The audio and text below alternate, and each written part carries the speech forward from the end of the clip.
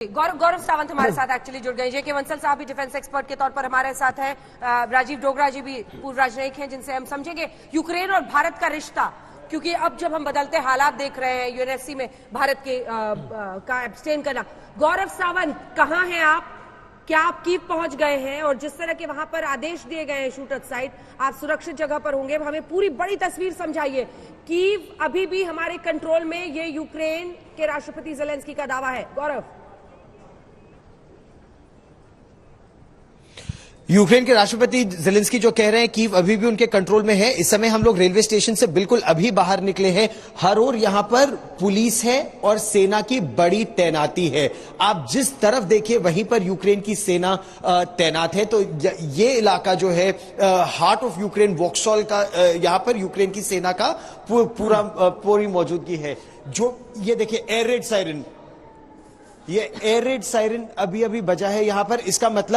इसका मतलब अभी यहां पर या मिसाइल आने वाली है या कोई लड़ाकू विमान आने वाला है। इस तरफ एयर रेड। एलेक्स हमारे साथ, हमारे एक मित्र है, ट्रेन में ही बने, इनसे बात हुई। Alex, what does the siren mean? That means that there is like rockets or a bomb or an airplane is coming here.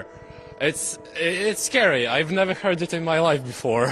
Alex 26 साल के हैं, कभी उन्होंने ये एयर रेड सायरन नहीं सुना, लेकिन इस समय हम ये एयर रेड सायरन सुन रहे हैं यहाँ पर। और लोगों से, जो यहाँ की पुलिस है, उसका ये कहना है जैसे ये एयर रेड सायरन सुने आप सबसे पास के बंकर में चले जाएं। अच्छा, सवेरे से जब से हम यहाँ पहुंचे हैं, अब से थोड़ी देर पहले लड़ाकू विमान ऊपर से, बहुत ज्यादा बादल है तो आपको लड़ाकू विमान तो नहीं दिखेंगे, लेकिन उनकी गड़गड़ाहट लगातार सुनाई देती है और रॉकेट और मिसाइलों की आवाज की उस तरह से सुनाई दे रही है। एकाएक धमाके होते हैं वो सुनाई देता है, लेकिन कुछ दूरी पर।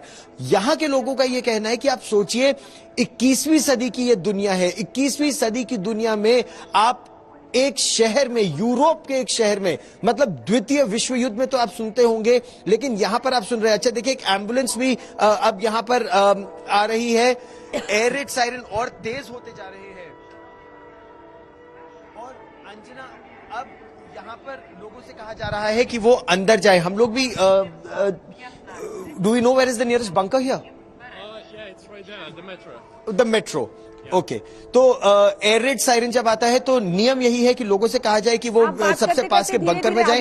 हमने पता कर लिया, देख तो लिया है, बंकर पास में है। और बात करते करते हाँ, हम लोग प्रयास यही करते हैं अंजना कि हम बात करते करते जाए, क्योंकि अभी हम लोग का सामान भी हमारे पास है। हम लोग बस अभी पहुंचे ही हैं यहाँ पर अपना सामान लाद के। लेकिन हम जिस तरह से एयर रेड सायरन लगातार बज रहे हैं अंजना, ये यही एक तरह से दिखाता है कि तनाव बहुत है, लेकिन लोग अभी इस तनाव में जी रहे हैं। जैसे वो महिला को देखिए, इस आयु के बावजूद वो बंकर की तरफ नहीं जा रही हैं, वो ट्रेन स्टेशन की ही तरफ जाने का प्रयास कर रही हैं। छोटे छोटे बच्चे भी हैं वहां पर, और वो भी इस एयर रेड सायरन के बावजूद अपनी मां के साथ बस निकलने का प्रयास कर रहे हैं। लेकिन वहां कुछ तनाव जरूर नजर आ रहा है अंजना, जहां लोग निकलने का प्रयास कर रहे हैं। Is this where we should be heading? There, the building, right.